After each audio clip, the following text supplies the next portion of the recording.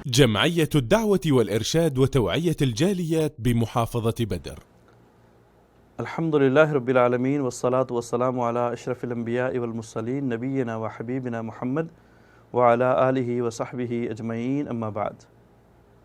محترم بھائیو، جس طرح ہم نے ذکر کیا کہ اللہ رب العالمین رحمان اور رحیم ہونے کے ناطے ایک نیکی کرنے کے اوپر مختلف قسم کے انعامات سے نوازتے ہیں، بعین ہی اللہ رب العالمین اپنے رحمان اور رحیم ہونے کا ثبوت اس بات سے بھی دیتے ہیں کہ مختلف قسم کے گناہوں کے اوپر سزا ایک دی جاتی ہے، اور یہ اللہ کے رحمان اور رحیم، غافر اور غفور ہونے کی نشانی اور دلیل ہے کہ نیکی جب انسان کرنے کا ارادہ رکھتا ہے، ارادہ کرتا ہے، سوچتا ہے، اس کا اجر و ثواب لکھ دیا جاتا ہے، لکھنا شروع کر دیا جاتا ہے۔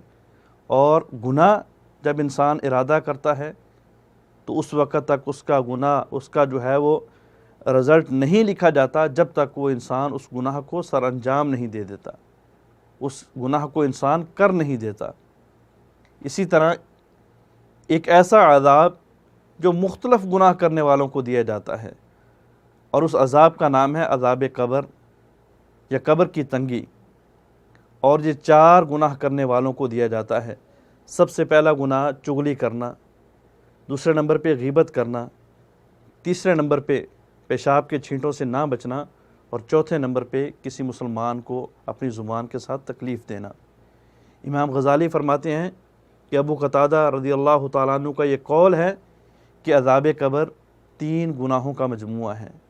عذاب قبر 3 گناہوں کی وجہ سے دیا جاتا ہے کہ 1/3 چغلی کی وجہ سے، 1/3 نمیمہ کی وجہ سے، غیبت کی وجہ سے، اور 1/3 جو ہے وہ پیشاب کے چھینٹوں سے نہ بچنے کی وجہ سے۔ آقا علیہ الصلاۃ والسلام ایک قبرستان کے قریب سے گزرے، ابن عباس رضی اللہ تعالیٰ عنہ اس حدیث کے راوی ہیں۔ 2 قبریں تھیں، دونوں قبر والوں کو عذاب ہو رہا تھا۔ آقا علیہ الصلاۃ والسلام رک گئے، فرمایا ان 2 قبر والوں کو کسی بڑے گناہوں کی وجہ سے عذاب نہیں دیا جا رہا، اور وہ کام بھی ایسے تھے کہ جن سے بچنا بڑا مشکل بھی نہیں تھا۔ فرمایا ایک قبر والے کو چغلی کی وجہ سے عذاب دیا جا رہا ہے، اور دوسری قبر والے کو پیشاب کے چھینٹوں سے نہ بچنے کی وجہ سے عذاب دیا جا رہا ہے۔ اور پھر نبی علیہ الصلوۃ والسلام نے ایک سرسبز ٹہنی منگوائی، اس کو 2 حصوں میں تقسیم کیا، ایک کو جو ہے وہ ایک قبر کے اوپر لگا دیا، دوسری کو دوسری قبر کے اوپر لگا دیا، اور فرمایا شاید کہ میرا اللہ جب تک یہ ٹہنیاں خشک نہیں ہو جاتی تب تک ان کے عذاب کے اندر تخفیف فرما دیں۔ اللہ ہمیں چغلی سے بچنے کی توفیق عطا فرمائے۔